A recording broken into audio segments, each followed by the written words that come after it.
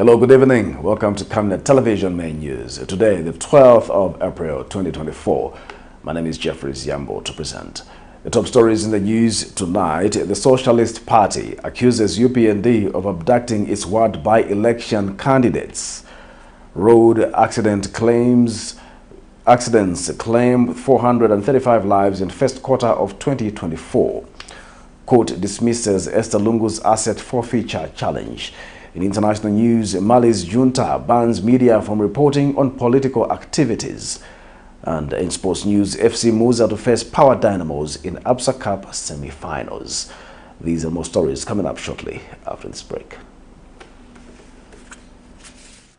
Enjoy the benefits of an instant loan with us ranging from 1,000 kwacha to 750,000 kwacha paid express once collateral is viewed, valued and verified.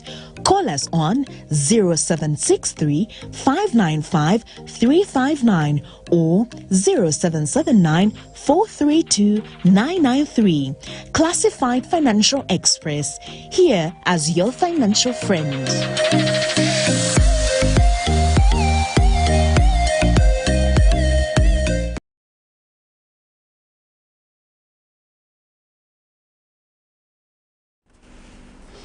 Hello again, Camnet Television Main News in detail. 3 witnesses have told the Lusaka Magistrate Court that former Ministry of Infrastructure Permanent Secretary Charles Mushota followed the procedure in the procurement of the Infrastructure Ministry building along United Nations Avenue. Former Permanent Secretary of Works and Supply from 2016 to 2020, Joe Kapambwe, testified that prior to the buying of the office block, an evaluation report was conducted and the value at 35% before completion was 19,324,000 kwacha. In this matter, former Ministry of Infrastructure, Housing and Urban Development Permanent Secretary Charles Mushota is facing 1 count of willful failure to comply with the law and procedure in the procurement of the Ministry of Infrastructure building along United Nations Avenue valued at over $5 million. Details in this report. A witness has testified in the Lusaka Magistrate Court that the Ministry of Infrastructure building purchase costed 19,324,000 kwacha when it was at 35% completion. Former Permanent Secretary at the Ministry of Works and Supply from 2016 to 2020, Joe Kapembwe, 53, testified that when the evaluation report for the Ministry of Infrastructure building was conducted, it was valued at 19,324,000 kwacha. Mr. Kapembwe told the court that in November 2016, the accused, as Permanent Secretary at the Ministry of Infrastructure, Housing and Urban Development, requested the Ministry of Works and Supply to provide an evaluation report of infrastructure as they intended to purchase it for housing the ministry. The state witness told Principal Resident Magistrate Sylvia Muninya that after the evaluation feedback was provided to the accused, the offer price by the seller of $5,400,000 could be considered, and indicated that the Government Evaluation Department will have to undertake the final evaluation to ensure government got value for money for the property. When asked by defense lawyer Winter Kawimba in cross-examination if the witness knew what the price upon completion of the building was, he responded he did not know. When further questioned if the accused did not follow the procedure in the procurement of the building and the value, the witness responded in the negative. Another witness, Deputy Public Protector Martin Lukwesa, 65, was Director of International Law and Agreements at the Ministry of Justice, then, in his testimony, explained that the contract of sale was forwarded to the Attorney General for vetting in April 2022 and 2 issues arose, which were the absence of the description of the property and the request to exempt transfer tax by the seller, prompting the Attorney General to consider that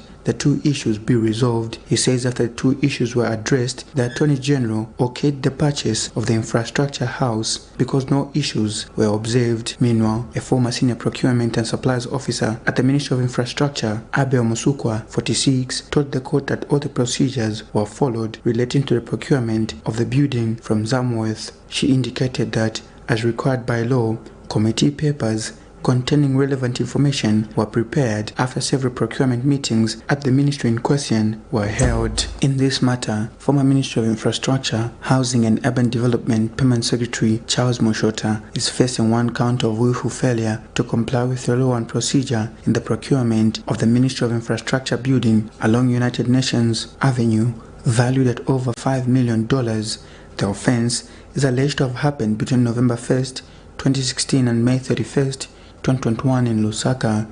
Allegations are that Mr. Mushota, serving in his capacity as Permanent Secretary between November 1st, 2016 and May 31st, 2021, failed to comply with the law and procedure in Section 41 of the Public Procurement Act No. 12 of 2008 and Regulations 64 and 114A of the Public Procurement Regulations Statutory Instrument No. 63 of 2011 in the manner Infrastructure House was procured. Trial in this matter continues on 15th April 2024. Nelson Zulu for Camnet News, Lusaka. The Court of Appeal has dismissed former First Lady Esther Lungu's application challenging the forfeiture of her seized 15 double-story buildings after she failed to convince the court to order a stay in forfeiture proceedings advanced by the Director of Public Prosecutions at the Economic and Financial Crimes Court. In a ruling on behalf of three Court of Appeal judges, Court of Appeal President Mwinde Siavwapa said the application by the former First Lady is inefficient and is likely to delay the determination of the main issue in the matter. The Court of Appeal President observed that from the time the case started, progress has been stagnant due to many non-final applications. Details in this report. The Court of Appeal has dismissed an application by former First Lady Esther Lungu to stay proceedings in a matter in which the Director of Public Prosecutions, Gilbert Piri, wants to forfeit her 15 double-story flats to the state. The former First Lady sought the services of the Court of Appeal to hold proceedings pending her appeal against the Economic and Financial Crimes Court ruling that the DPP does not need to commence other proceedings to determine whether properties are indeed tainted before he can apply for a non-conviction-based forfeiture order. In a ruling on behalf of three Court of Appeal judges, the Court of Appeal President, Mwinde Siavwapa, denied the application to stay the forfeiture proceedings instituted by the DPP. In her appeal, Mrs. Lungu indicated that the court erred in law and fact when it did not accord the parties an opportunity to be heard on the preliminary issues.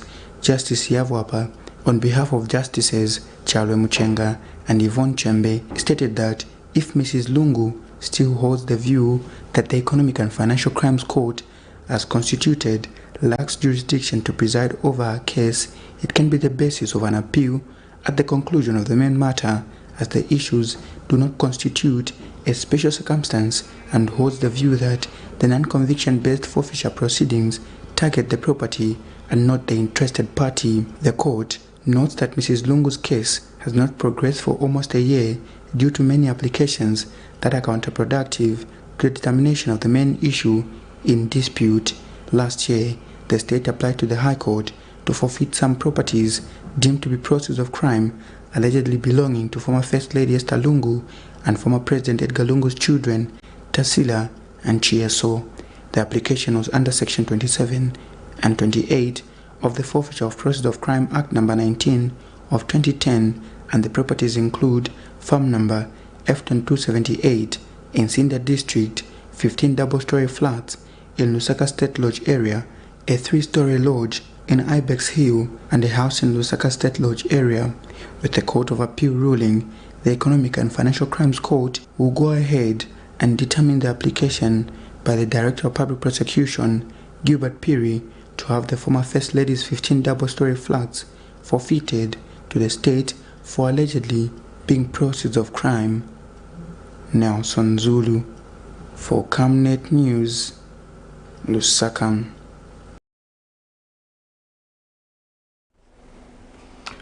"435 people died out of 8,523 road traffic accidents that were recorded in the first quarter of 2024.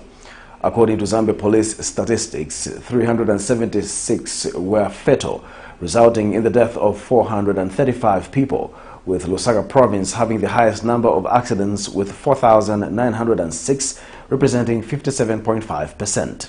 Police spokesperson Ray Hamonga says other provinces with significant numbers of accidents were Copperbelt with 1,172, Central with 625, Southern with 427, Northwestern with 350, Eastern with 251, and Wapula with 245, Muchinga with 195, Western with 180, and Northern Province recorded the least with 172. Mr. Hamonga says 758 were serious road traffic accidents in which 1,276 persons were seriously injured, 1,688 had slight injuries in which 2,246 persons were slightly injured. He observed that the statistics show an increase in road traffic accidents. 758 were serious road traffic accidents in which 1,276 persons were seriously injured, 1,688 were slight road traffic accidents in which 2,246 persons were slightly injured. 5,701 were recorded as damage-only traffic accidents.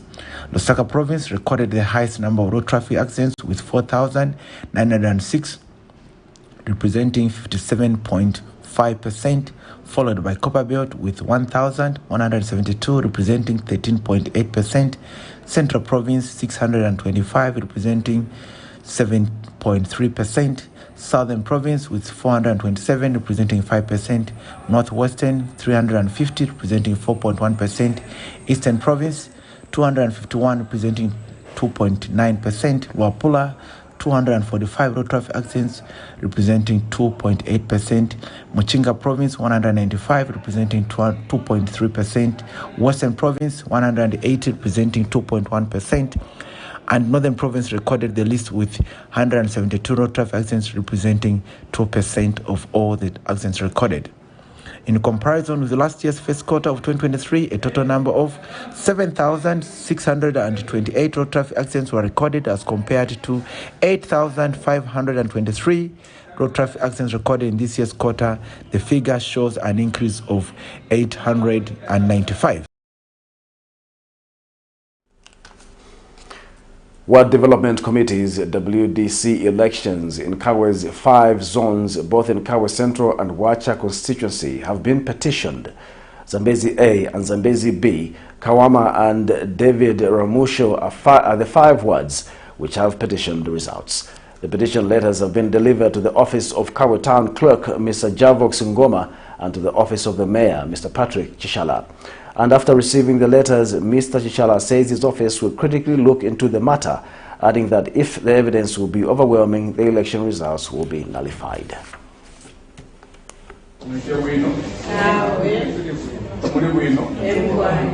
5 zones from different wards in Kabwe have all petitioned the results of the just-ended ward development committees WDC's elections held 2 days ago, stating that the elections were mired with irregularities and intimidations from the suspected United Party for National Development UPND cadres. Umuntu owaishira iminina otatuwa ishiwe owafumine kumbifye nokuisayisa mu Zambezi wise tetwamwishiwe ifo uyo aleshita aya abantu okuisayisa para mu kuvota obutatuishiwe twamfati bafumine kuchiriralira. They are not part of Zambezi wise. So for tulechita petition na my election was tayari fair. It is our appeal to the town clerk and the mayor that these elections which were conducted yesterday, they should not be taken as official. What is a paper in where it is rejected? Where there was X, Abika Kona 2. They say it is rejected. So, Paratwa Ishambo Pendano Mama paper. Nasa Sangoka, paper to attend that it is rejected. Now you wish up Paria. The aggrieved participants delivered their petition to the mayor, Mr. Patrick Chala, who later assured them that his office will urgently look into this matter. Where people had challenges because of a lot of people moving in to either destabilize by bringing in politics, let them write petitions to the office of the town clerk, copy it to the office of the mayor, then indeed we shall look at it critically and consider having a fresh election, as it were, because we will not allow what is happening. Let us not politicize these issues of WDCs. The ruling United Party for National Development, UPND, seems to be in a panic mode. Reporting for Camnet TV News, Petronella Msangulude in Kabwe, Central Province.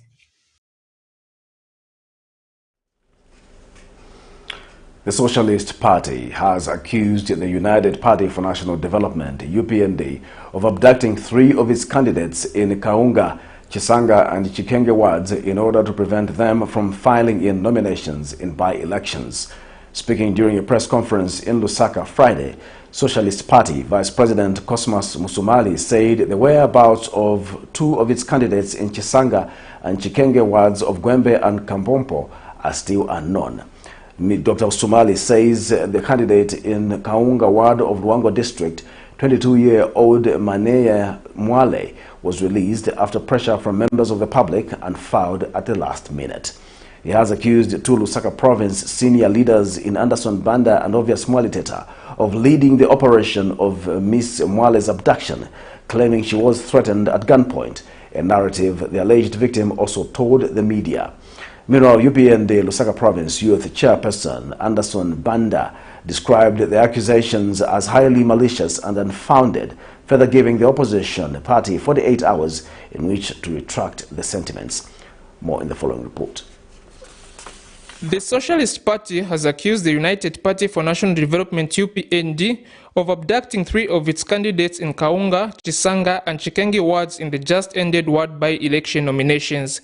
Speaking during a press conference in Osaka Friday, SP Vice President Cosmas Musumali said the whereabouts of 2 of its candidates in Chisanga and Mukenge wards of Gwembe and Kapompo are still unknown. Dr. Musumali says its candidate in Kaunga ward of Luangwa district, 22-year-old Maneya Mwale, was released after pressure from members of the public and filed at the last minute. And this is something that cannot be done without HH tolerating it, facilitating it, and giving it the go-ahead. If it's done once, I would agree with you that some rogue members of the UPND did it outside his control. But those of you that know the president of this country, he's a micromanager. He manages things directly. He has hands-on type of leadership style. The alleged victim, Ms. Mwale, her mother and an eyewitness were available during the briefing to back up narrative.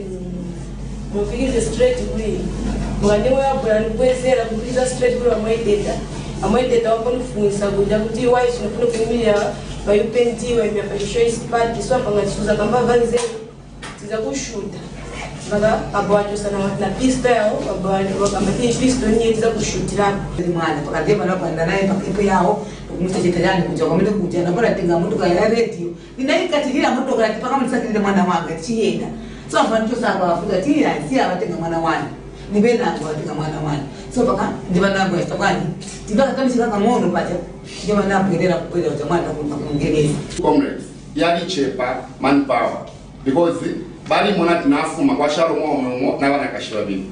Of those guys I left by first barricades, they are the ones now pounced on the Toyota Fortuner that I was driving. 10 days I realized the girl was brutally removed from the car. I think that stage should come because I had to rush back forward in Nasanga. Dr. Musumali has since called on the police to arrest Mr. Mwaliteta, Mr. Banda and all others involved, further urging the Electoral Commission of Zambia to ban UPND from participating in the affected areas. Just as we demand the arrest of Mwaliteta and his prosecution, we also demand that Anderson Banda, the UPND Lusaka chairperson, Kelly, the UPND Ruangwa District Youth Chairperson, Eddie Cloud Tembo, Junior Zulu, members at the Fair Boma, Timothy Tembo, the young brother to the UPND candidate in Kaunga 1, all these participated, or they got involved in kidnapping our candidate and must be arrested immediately. But when reached for a comment, one of the accused UPND officials, Lusaka Province Youth Chairperson Anderson Banda, described the accusations as malicious and unfounded. So, those allegations are highly malicious, and I'm giving them 48 hours to retract that statement, those allegations against us. We are not criminals ourselves. We are promoters of democracy, we are politicians, and we are party members of the ruling party, which was basically also participating in the fighting in. So those allegations are unfounded and meant to create an impression. The Electoral Commission of Zambia on Thursday held ward by-election nominations in 9 wards countrywide, with SP managing to file candidates in 7. Chanda Mwango for Camnet News in Lusaka.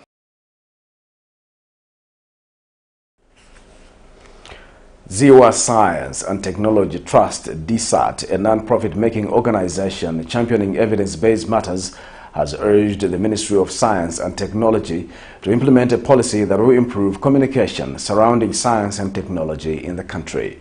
Speaking at a Walk for Science March past in Lusaka, DSAT Executive Director Veronica Mwaba underscored the importance of diversifying their access to information on science to enable citizens make informed decisions on food safety, health and climate change. Meanwhile, Minister of Technology and Science Felix Mutati, in a speech read on his behalf by Deputy Director of Digital Technologies at the Ministry of Technology, Annie Munsaka, says government has been enhancing the use of science, innovation and technology, established centers of excellence in selected schools in the country to equip learners with the needed skills and knowledge of science and technology. Here's a report. Evidence-based science and technology are indispensable pillars supporting the country's health sector, ensuring that medical practices and policies are grounded in rigorous research and empirical data. By adhering to evidence-based principles, healthcare professionals can deliver more effective treatments, improve patient outcomes, and inform public health strategies with confidence. This approach not only enhances the quality of healthcare service, but also helps professionals understand the intricate dynamics of climate change, guiding informed decision-making and developing effective mitigation and adaptation measures. By relying on robust scientific evidence, policymakers can enact policies that promote sustainable agriculture and food production practices, renewable energy sources, and bolster resilience against climate-related hazards, thereby safeguarding food security, mitigating environmental impacts, and promoting equitable access to nutritious food. In championing the agenda of implementation of evidence-based science matters, Ziwa Science Technology Trust, DSAT, called for the March past dubbed Walk for Science, bringing together scientists from different faculties in an effort to improve communication of science and technology matters. So, this event has brought together different experts from specialized disciplines, and most of them have been represented here.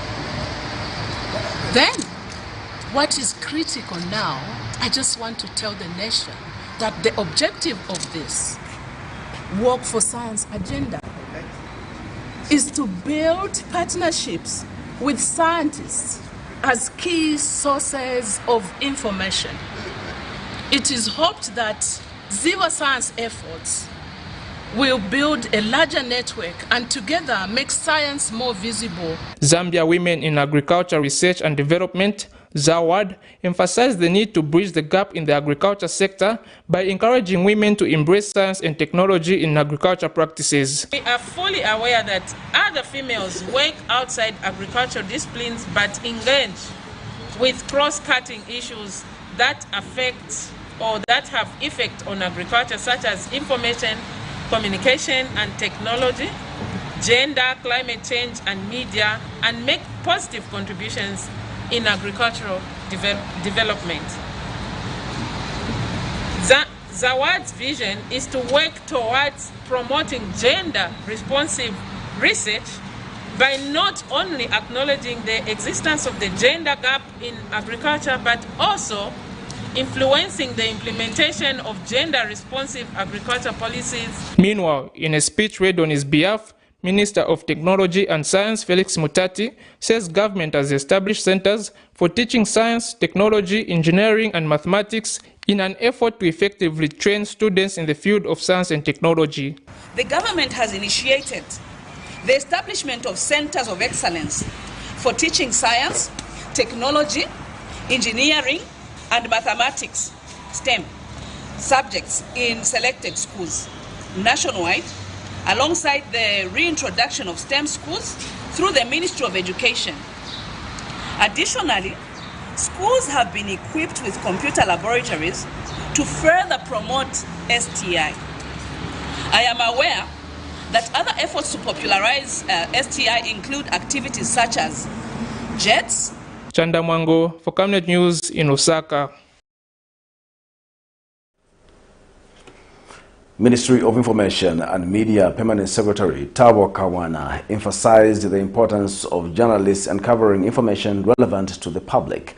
Speaking during the launch of an investigative journalism workshop by the Zambian Institute of Mass Communication, ZAMCOM, Mr. Kawana stressed that investigative journalism is crucial for identifying inefficiencies and suggesting areas for improvement. He has since urged journalists to fully embrace investigative journalism as it not only exposes wrongdoing but also fosters accountability and good governance. Get the information that matters to the people, that changes the people's lives, that changes the people's thinking. Today's workshop is an opportunity for us to learn, share experiences, and sharpen our skills in investigative reporting.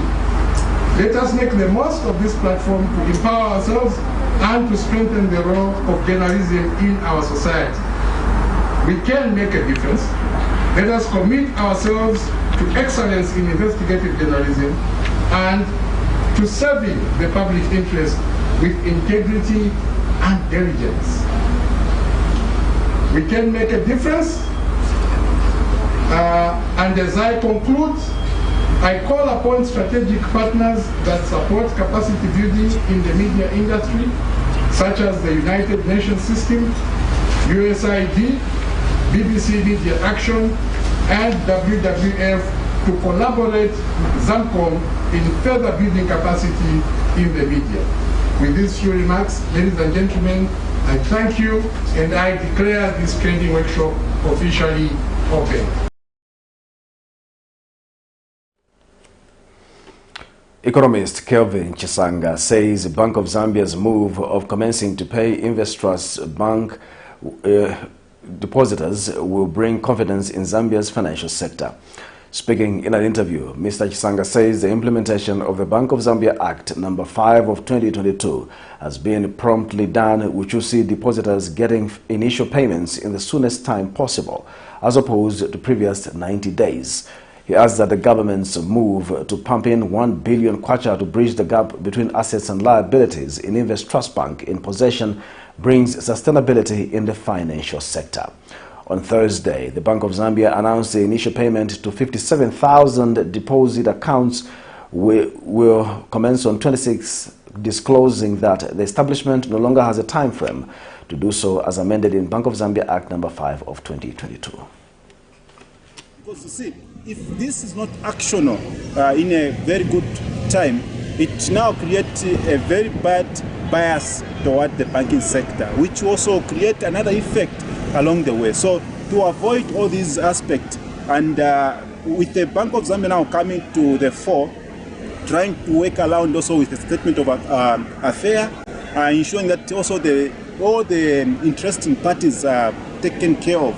I think it's also some of the things that we should be able to see that the new act of BOZ has now come to cement some of these elements, because initially we could have expected to see this action to happen after a period of 90 days, but coming to have a clear line where they're talking of repayment or payment in a soonest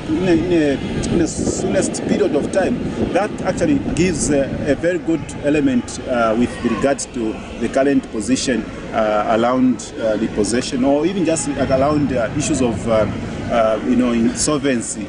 So with all these congregating factors, I think we are seeing something that is working out with the new Bank of Zambia Act, which is actually a commendable element to say on the list. And we are hoping to say that with this element of regulation put in place, I think we were able to see that the financial market now is getting some bit of element of confidence, which. This is Camnet Television News. We'll take our first break. We'll be back with more news shortly after the break. Are you looking for a reliable and efficient courier company with international standards? Then let UPZ Courier, your trusted partner in swift and secure deliveries, be your ultimate choice. Whether it's a small package or a hefty consignment, UPZ Courier handles it all, locally and internationally.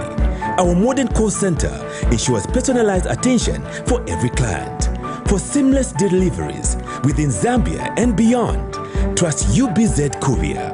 Call us now on +260 763 062 680 or visit us at plot number 15 Mwapona Road, Woodlands, Lusaka, Zambia. UPZ Courier, a world-class brand that can be trusted. Potatoes, the unsung heroes of flavor. From crispy chips to creamy mash, potatoes are the versatile superstars of your kitchen. Grown with love by our dedicated workforce drawn from around the community of Palavana. Savenda Farm's commitment is to see to it that we have potatoes that are grown right, healthy, big and tasty. For that quick fix or big celebration or that meal that brings family together, top chefs rely on the Savenda potato to create culinary masterpieces. And for others, it's that icebreaker to a delightful conversation. So, embrace the magic of Savenda potatoes. They're not just a side dish, they're the heart and soul of your kitchen. Savenda, save nations, develop Africa.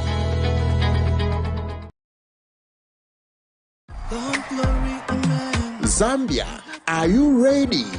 Zambia Youth Conference 2024 is here with Archbishop Dr. Bernard and Mrs. Bibiana Nwaka under the theme Raising the Next Generation of Priests and Kings. From the 17th to the 21st of April 2024, speakers Apostle Dr. Francis Pius, Bishop Robinson Fondong, and others. And ministering in music, Ephraim, Son of Africa. Time, from the 17th to the 19th of April from 4 p.m. On the 20th of April from 9 a.m. to 4 p.m. On the 21st of April from 9 a.m. at Living Water Global Church in Kitwe, Zambia, near Usakile roundabout behind Puma Pumping Station. Come and become a history maker.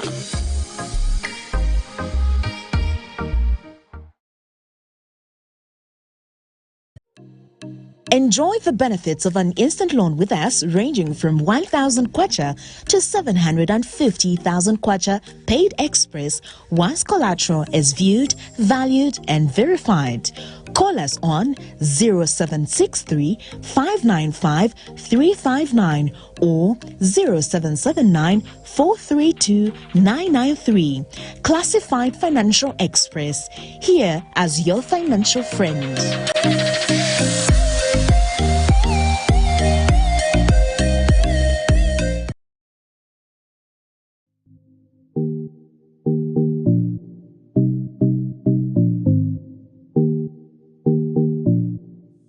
With this impending drought, it's time we look to alternatives of sustaining our crops.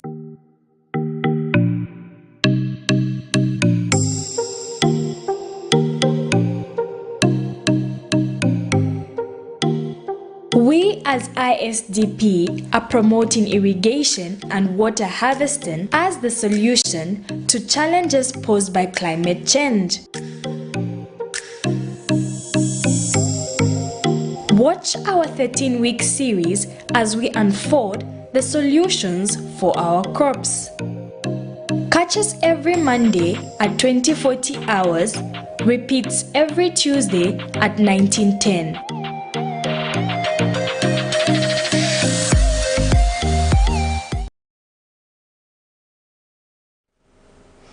Welcome back. We'll continue with the news. Mopani Copper Mine has decided to offset 87 million kwacha it owed Kitwe City Council. In a statement, the Ministry of Local Government and Rural Development Minister Garen Kombo says the step taken by Mopani Copper Mine to offset 87 million kwacha it owed Kitwe City Council will help the local authority also clear its outstanding terminal benefits worth over 8.7 million kwacha to 53 employees who retired in 2023. Mr. Nkombo has encouraged investors to continue supporting local authorities, stating that any payments made are important for local authorities in settling statutory obligations, among other institutions, National Pension Scheme Authority and the Zambia Revenue Authority.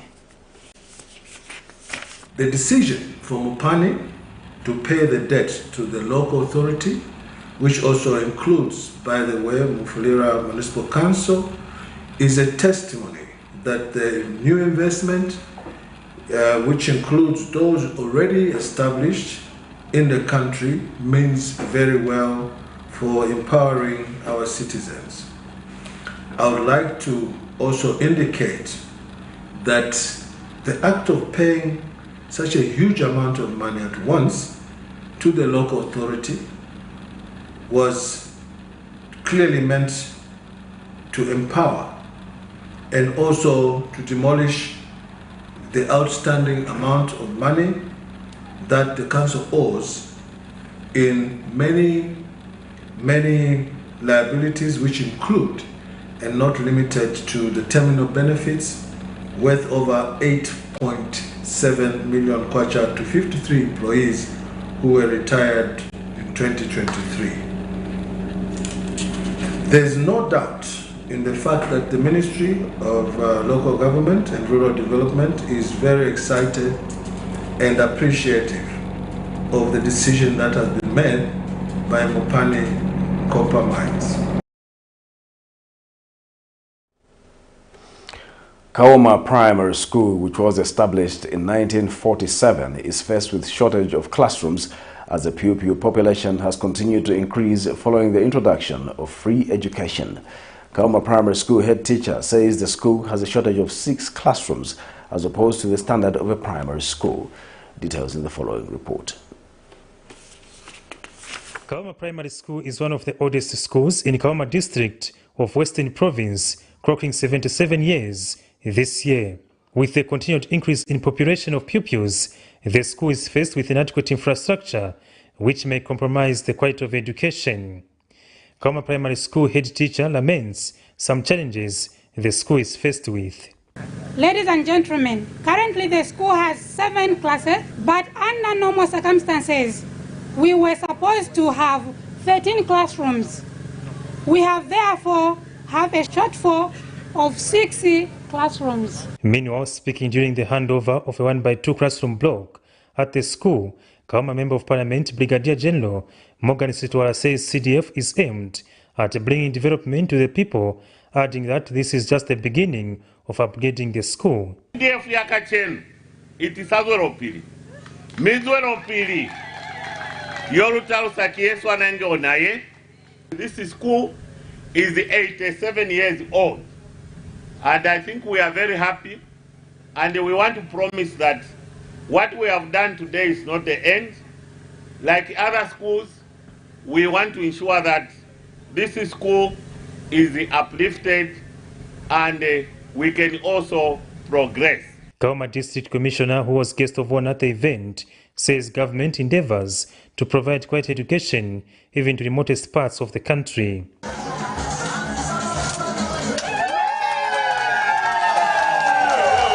I want to assure you that this event is not just for benefit of Kaoma's primary school community, but for the whole district.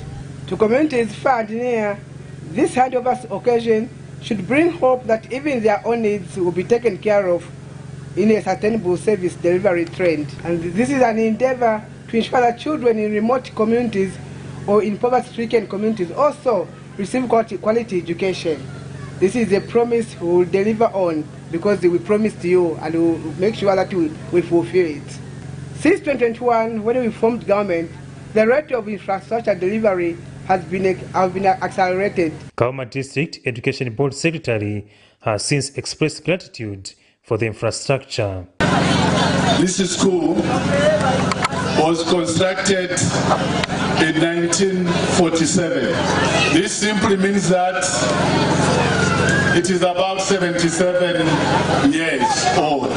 So we are grateful for this particular infrastructure because it is answering to the needs of this particular place. Kauma Council Chairperson Tauzeni Libenga concluded the event with a call to protect the infrastructure. Hiwa kutaha ni madeski Martin kumonaskoro aska aina kafasi anza itota.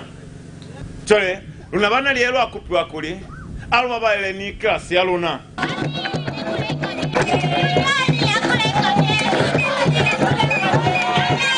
For Camnet TV News, Afias Kaptula.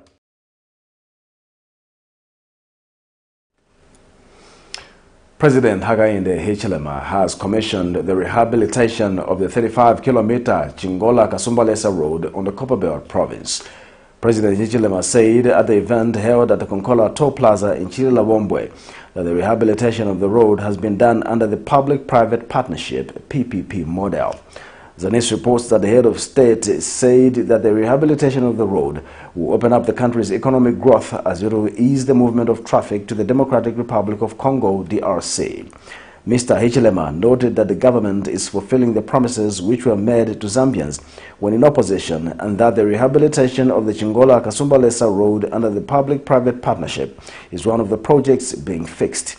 He said the government has shamed the critics who have been lamenting over the Public Service Pensions Fund's desire to invest in the construction of the Chingola-Kasumbalesa road, as it is now a reality.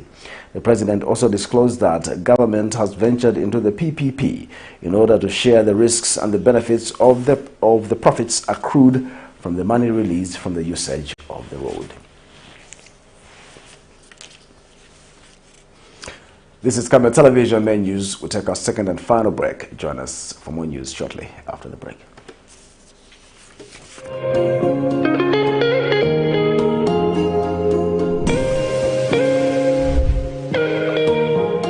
Introducing Darren B, a touch of class. Are you looking for the perfect place to elevate your style and glam up? Look no further. Darren B Touch of Class is your one-stop destination for hair and makeup transformation. Walk into Darren B and walk out feeling like a star. Your transformation starts here. Call us on 0772 870 588 or WhatsApp on 0972 049 213 to book your appointment today. Payments are made via mobile money or point-of-sale machine. Strictly no cash payments. We are located along Mossy Road in Ibex Hill, fourth close on the left after Kalikiliki Police Post. At Darren B, we pride ourselves on our team of dedicated and trained personnel ready to pamper both women and children. Darren B is open 7 days a week from 0720 hours to 1740 hours. From trendy hairstyles and stylish makeovers to flawless makeup, we do it all.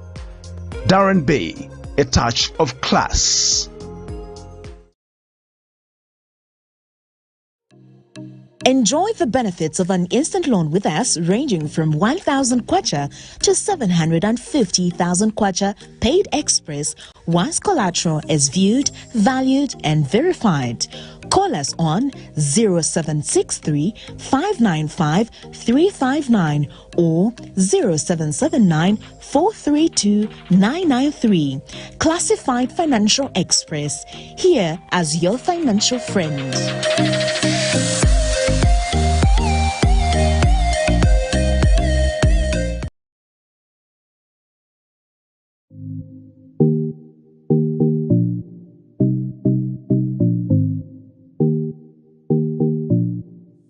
With this impending drought, it's time we look to alternatives of sustaining our crops.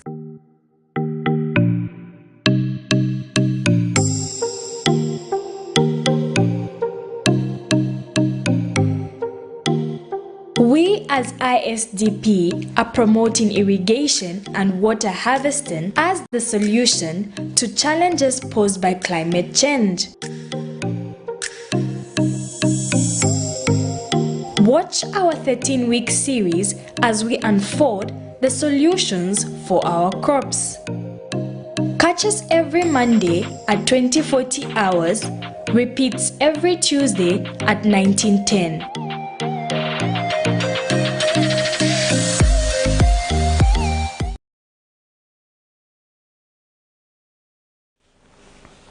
Welcome back. We'll continue with the news. Mali's ruling junta on Thursday banned the media from reporting on the activities of political parties and associations, a day after suspending all political activities in the country until further notice.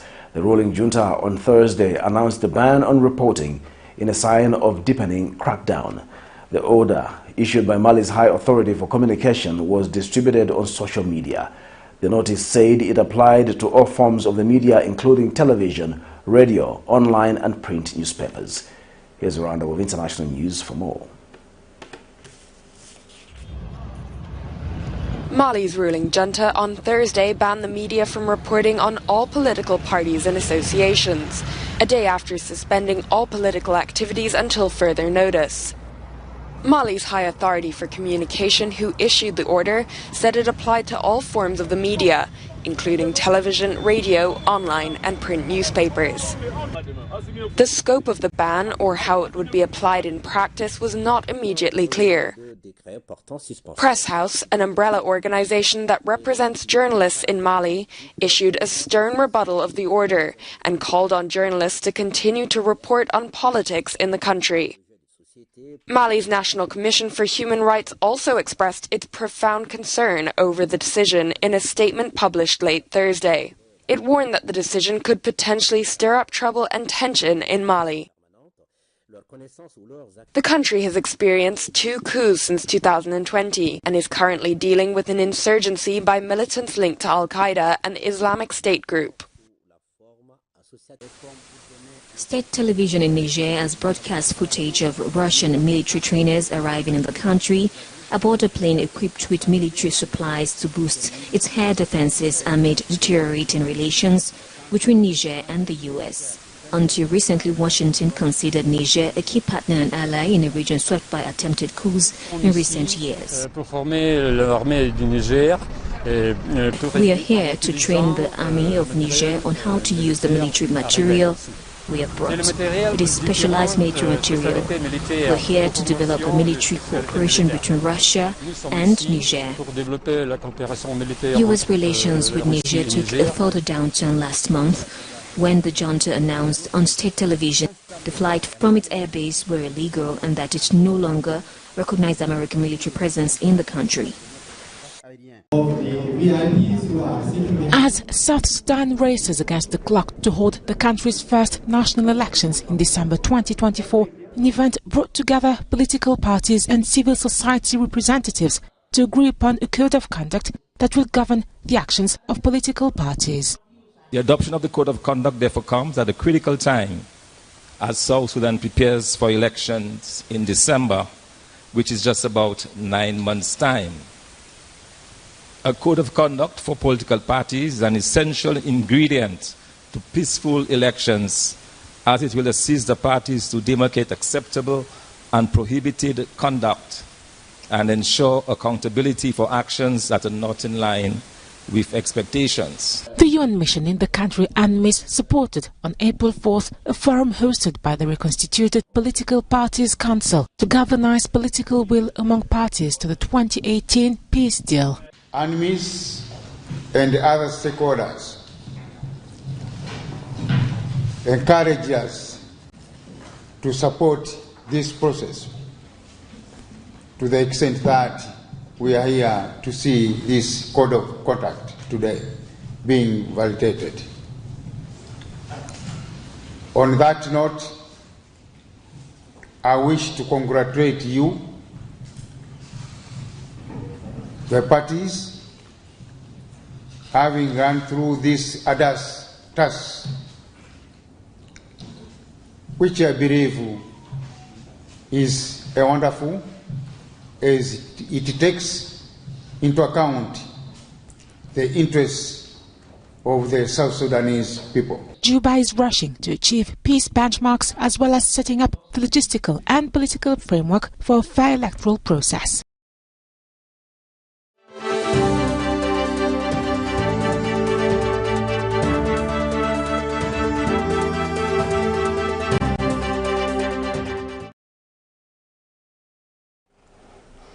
In our sports news tonight, Power Dynamos captain Godfrey Ngwenya says his team will tomorrow bring their A game in the match against FC MUZA in the ABSA quarterfinal on Saturday, 13th April 2024. Speaking at a pre-match press briefing, Ngwenya charged that FC MUZA no longer carries the underdog status, as they have proved tough since entering the MTN League and as such need not to be underrated. Meanwhile, FC MUZA captain Kelvin Mwanza says he believes in his team that it is equal to the task of beating Power Dynamos, promising a qualification to the ABSA Cup finals for the second year running. The two teams will on Saturday at 14:30 hours clash for a spot in the ABSA Cup semi-finals at Nkoloma Stadium in Lusaka. To end Camnet television news, the top stories once again. The Socialist Party accuses UPND of abducting its ward by-election candidates.